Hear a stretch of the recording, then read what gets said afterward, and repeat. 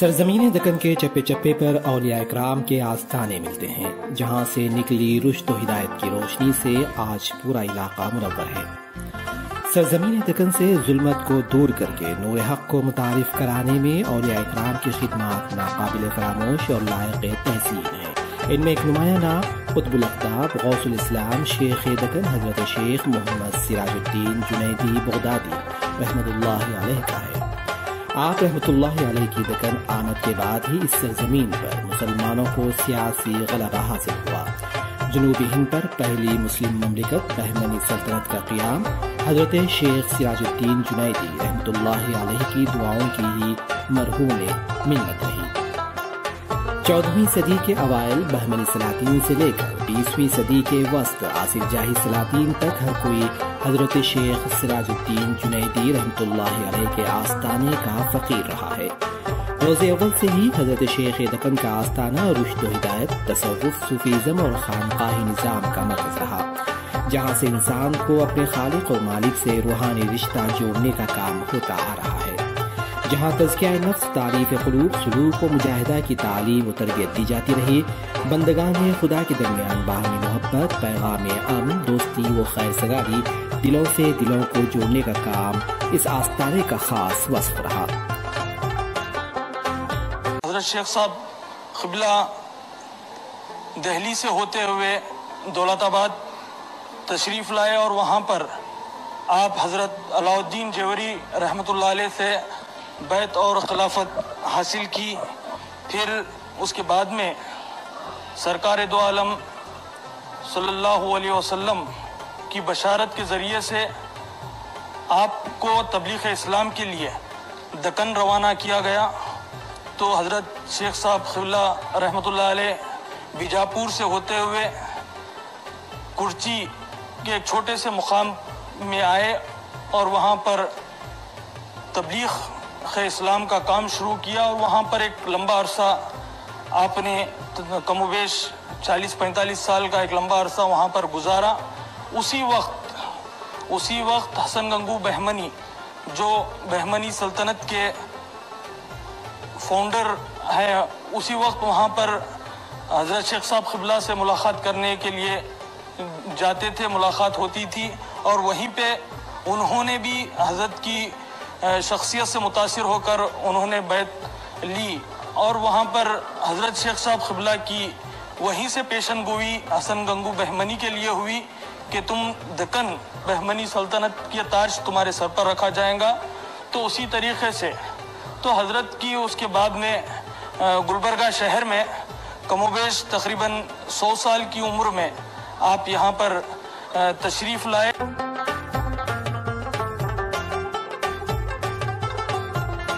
بارگاہ حضرت شیخ دکن رحمت اللہ علیہ کے موجودہ سجادہ نشین حضرت شیخ شاہ محمد تاج الدین صاحب قبلہ بھی اپنے وقت کے صوفی باصفا اور صالح مومن ہیں، جن کو معرفت اور قرب الہی کا ایک خاص درجہ ملا ہوا ہے۔ ریاضت، عبادت و مجاہدات، تقوی، خوف خدا، عشق رسول سے معمور حضرت قبلہ کی شخصیت ایک زندہ ولی سی ہے۔ آپ کے چہرے انور سے ہی آپ کی پاکیزگی اور روحانیت و بلند مرتبت ظاہر ہوتی ہے۔ آپ کو دیکھ کر اللہ والوں کی یاد آ جاتی ہے۔ ایک روحانی شخصیت ہونے کے باوجود حضرت قبلہ کا مزاج درویشانہ ہے اور دنیا سے بے نیازی۔ حضرت تاج الدین بابا موجودہ سجادہ نشین ہیں، اور ان کی پیرانہ سالی کے علاوہ ان کی بزرگی بھی بہت زیادہ مشہور ہے، اور یہ بڑے مستجاب الدعوات بزرگوں میں سے ہیں۔ لوگ ان سے دعائیں حاصل کرتے ہیں، دعائیں ان کی قبول ہوتی ہیں اللہ کی بارگاہ میں۔ بہت اچھے رسا بزرگ ہیں حضرت تاج الدین بابا جنیدی صاحب قبلہ، اور بلکہ جب ہم آپ کی شخصیت کو دیکھتے ہیں تو ہم اکثر سنا کرتے تھے، نہ صرف سنا کرتے تھے بلکہ آپ کو قریب سے دیکھنے والوں نے یہ کہا ہے کہ آج ہم اپنے بزرگان دین سے متعلق کتابوں میں علماء سے سنتے ہیں، ان کے ریاضتوں کا یہ عالم تھا، ان کی عبادتوں کا یہ عالم تھا، رات رات کی عبادتیں ریاضتوں میں منہمک رہتے تھے۔ آج ہو بہو وہی جو اوصاف ہے آج ہمیں حضرت تاج الدین بابا جنیدی صاحب قبلہ کے اندر ہمیں ملتے ہیں کہ انہیں دنیا سے کوئی لگاؤ نہیں ہے، اور جب عبادتیں ہیں تو گھنٹوں گھنٹوں عبادتوں میں، دعاؤں میں، ریاضتوں میں، قرآن کی تلاوت میں، ذکر و اذکار میں بالکل آپ یعنی اللہ سے ایسے لو لگائے ہوئے ہیں کہ دنیا سے آپ کا کوئی تعلق نہیں ہے۔ یہ یقیناً جو اللہ والے جو بزرگان دین کی جیسی مبارک زندگیاں تھے، کوئی آپ کا عمل خلاف سنت آج بھی نظر نہیں آتا۔ آپ کا اٹھنا بیٹھنا، آپ کا چلنا پھرنا، آپ کا گفتگو کرنا اور آپ کا کھاتے وقت بیٹھنا پورے حضور نبی کریم صلی اللہ علیہ وسلم کی مبارک سنتوں کے مطابق ہی یقیناً آپ کی پوری زندگی آج ہمیں نظر آتی ہے۔ حضرت شیخ شاہ محمد تاج الدین صاحب قبلہ نے اب حضرت شیخ دکن کے بارگاہ کی ذمہ داری اپنے فرزند اکبر ڈاکٹر شیخ شاہ محمد افضل الدین جنیدی المعروف سراج بابا کے سپرد کر دی۔ حضرت قبلہ نے سراج بابا کو تولیت و سجادگی سے سرفراز فرمایا، جسے حکومت وقت نے بھی تسلیم کیا ہے۔ حضرت قبلہ نے 20 برس قبل ہی سراج بابا کو خلافت عطا کی تھی۔ علاوہ ازیں 10 برس قبل سال 2012 میں جانشین سجادہ نشین کا بھی اعلان کیا تھا۔ اب سال 2022 میں بارگاہ شیخ دکن کی مورثی تولیت و سجادگی کے لیے حضرت سراج بابا کے نام کو حکومت وقت نے بھی منظوری دے دی ہے۔ حضرت سراج بابا ایک ایسے وقت میں ایک منصب جلیلہ پر فائز ہونے جا رہے ہیں جب دنیا مادہ پرستی کی جانب بڑھ رہی ہے، امت مسلمہ دین بیزاری کی جانب بڑھ رہی ہے، صوفیاء اکرام اور اولیاء اکرام کی تعلیمات کو فراموش کیا جا رہا ہے، خانقاہی نظام معدوم ہوتا نظر آ رہا ہے، مستقبل میں اس کے اثرات مزید گہرے ہونے کے خدشات بھی ظاہر کیے جا رہے ہیں۔ ایسے پرفتن دور میں اولیاء اکرام اور صوفیاء اکرام کے مشن کو جاری رکھنا حضرت سراج بابا کے لیے ایک بڑا چیلنج ثابت ہو سکتا ہے۔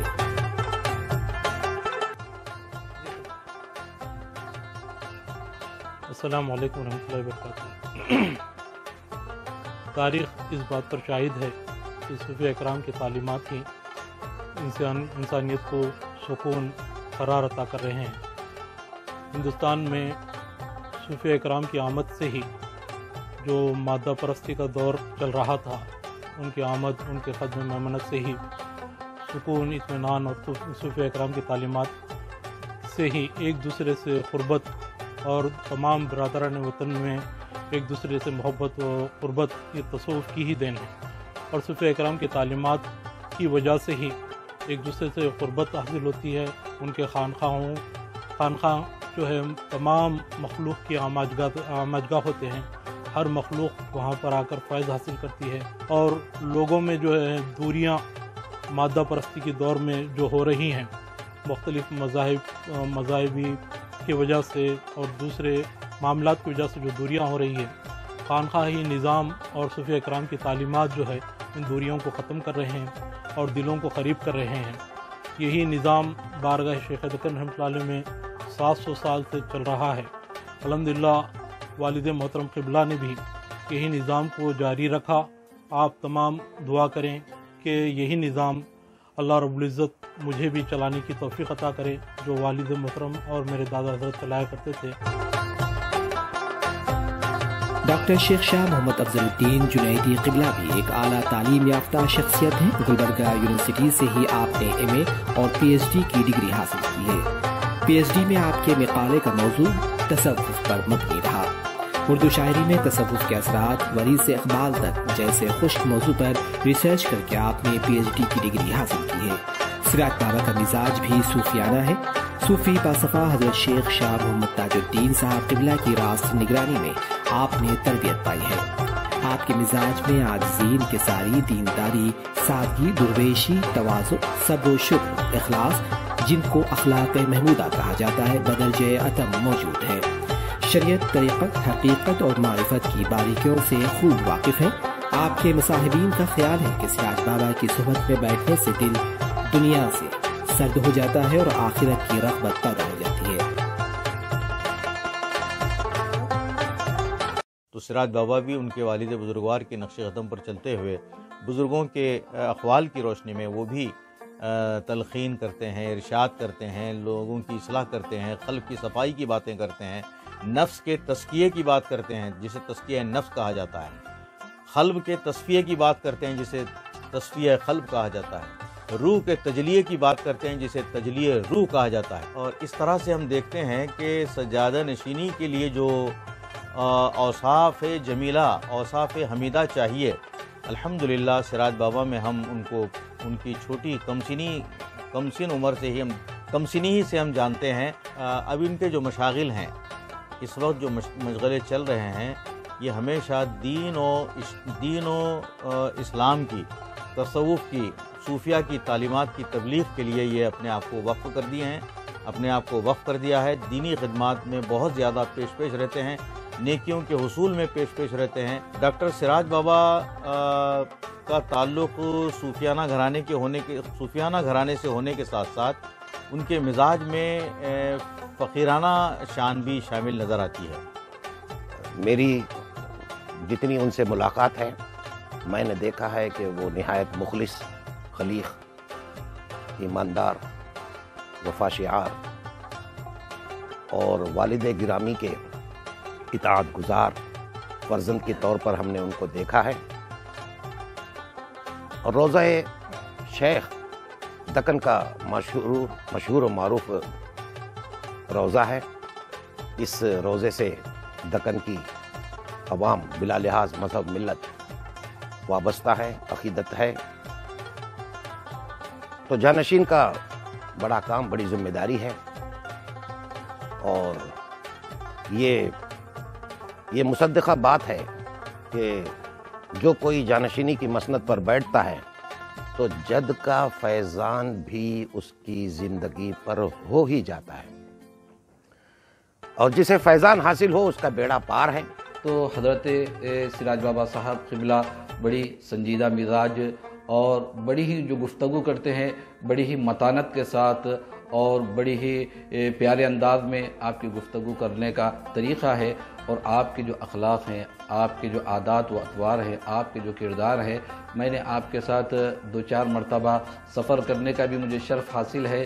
جب بھی کہیں سفر میں آپ کے ساتھ ہوتا تو بالکل دوران سفر اگر کوئی گفتگو ہوتی تو وہ علمی گفتگو ہوا کرتی تھی، ادھر ادھر کی کبھی کوئی گفتگو نہیں ہوتی تھی۔ اور میں نے اپنے بالکل ماتھے کی آنکھوں سے دیکھا ہوں کہ دوران سفر میں آپ خاموش نہیں، یا تو مطالعہ کرتے رہتے یا نہیں تو تسبیح لے کر آپ ذکر و اذکار میں ہوتے۔ تو سراج بابا صاحب قبلہ آج جس راستے کی طرف گامزن ہے وہ اپنے والد بزرگوار، اپنے دادا جان حضرت شیخ علاء الدین علیہ رحمت رضوان کے اسی نقش قدم پر آپ جاری ہے، آپ چل رہے ہیں۔ میں اللہ سے یہی دعا کرتا ہوں کہ مولا تعالیٰ حضرت سراج بابا صاحب کو کے عمر میں درازگی عطا فرمائے اور ان سے ملت اور مزید کام لیتا رہے۔ گزشتہ 7 صدیوں سے اسی طرح حضرت شیخ دکن کا آستانہ مرجع خلائق بنا ہوا ہے۔ حضرت شیخ سراج الدین جنیدی رحمۃ اللہ علیہ کے عالم جاودانی کے کوچ کے بعد ان کے جانشینوں نے بھی گزشتہ 7 صدیوں سے اپنے جد اعلیٰ کے اس مشن کو جاری رکھا ہوا ہے۔ اس آستانے سے آج بھی مذہبی اور روحانی، رفاہی، خانقاہی، فلاحی و علمی خدمات الحمدللہ جاری و ساری ہے۔ گزشتہ 1 دہے سے سراج بابا نے اپنے والد محترم کی ہدایت پر خانقاہ شیخ دکن سے کئی فلاحی کاموں کا آغاز کیا اور مزید کئی زیر غور ہیں۔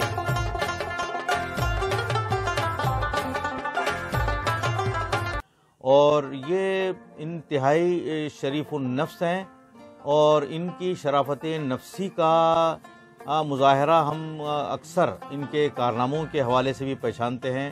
ان کے یہاں درس و تدریس بھی ہوتی ہے، مدرسہ بھی قائم ہے، لنگر بھی قائم ہے، اور پھر ماہانہ درس تصوف بھی ہوتا ہے۔ اور سب سے بڑا جو کارنامہ ان کا یہ ہے کہ حجرہ شریف، درود شریف کے بعد صلاۃ علی النبی، نبی پاک صلی اللہ علیہ وسلم پر درود شریف کا جو ایک مسلسل ایک زنجیری جو ہے عمل ہے، 24 گھنٹے جو ہے یہ عمل چلتا ہے۔ درود شریف پڑھنے والوں کے لیے اہتمام، انہوں نے بہت اچھی عمارت بھی تعمیر کروائی ہے، جو پورے ہندوستان میں یہ پہلا مرکز قرار دیا گیا ہے۔ درود خوانی کا، یعنی 24 گھنٹے درود خوانی کا یہ پہلا مرکز ہے، اور پوری دنیا میں اس کا دوسرا نمبر ہے۔ یہ کارنامہ ہے سراج بابا کا۔ اور سراج بابا نے اقوال جنید بغدادی کے سلسلے میں ایک بہترین کتاب بھی تصنیف کی ہے، 150 صفحے کی کتاب ہے، انہوں نے تمام اقوال کو جمع کیا ہے جو مختلف کتابوں میں حضرت جنید بغدادی سے تعلق رکھتے ہیں. یہ بڑا ان کا کارنامہ ہے. اب فی الحال تو دو اہم کام بارگاہ کے تحت انجام پائے جو وقت کا شدید ترین تقاضا ہے. ایک تو حضرت شیخ رکن بیت المال کا قیام عنقریب عمل میں لایا جانے والا. اس بیت المال کے ذریعے ملت کی خدمت جن شعبے میں ہو سکتی ہے خدمت خلق، ان سارے شعبوں کو ہم کور کرنے کی کوشش کریں گے. اور اس کے علاوہ موجودہ حالات میں خانقاہی نظام کا ہی حصہ رہا ہے. صدیوں سے صوفیہ کرام اخوت و بھائی چارگی کو قائم کرنے میں اور یہاں پر قومی یکجہتی کو فروغ دینے میں ہمیشہ روز اول سے صوفیہ کا ہی رول رہا ہے. سب سے بڑے صوفی جو ہندوستان کے ہیں خواجہ غریب نواز، ان کا نعرہ صرف یہی تھا کہ محبت سب کے لیے، نفرت کسی سے نہیں. یہی نعرے کو لے کر یہاں کے سجادہ نشین اور جانشین سجادہ نشین نے بھارت ایکتا منچ کے نام سے ایک پلیٹ فارم کو تشکیل دیا ہے، جس میں ہندو، مسلم، سکھ، عیسائی اور جتنے اقوام یہاں پائے جاتے ہیں سارے قوم کے لوگوں کو جوڑ کر بھائی چارگی کا پیغام، امن کا پیغام، قومی یکجہتی کو فروغ دینا اور ایک دوسرے کے جو مذہبی مسائل ہوتے ہیں مل بیٹھ کر سنجیدگی سے اس کو حل کرنا، ان اقراض و خدمت خلق کو بھی بلا لحاظ مذہب و ملت انجام دینے کے لیے یہ جو ہے نا پلیٹ فارم، بھارت ایکتا منچ کا پلیٹ فارم جو ہے نا تشکیل دیا گیا. اولیاء اکرام اور صوفیاء اعظام کی تعلیمات کو عام کرنے اور خانقاہی نظام کے احیاء میں حضرت شیخ دکن کے آستانے کی خدمات ہمیشہ سے ہی مثالی رہیں. جس طرح ماضی میں حضرت شیخ دکن کے جانشینوں نے اپنی استطاعت اور طاقت کے مطابق خدمات انجام دی ہیں، توقع کی جاتی ہے کہ حضرت ڈاکٹر شیخ شاہ محمد افضل الدین جنیدی قبلہ بھی اس روایت کو نہ صرف برقرار رکھیں گے بلکہ اسے آگے بھی لے جائیں گے. بیورو رپورٹ، ہند کرونیکل، گلبرگہ.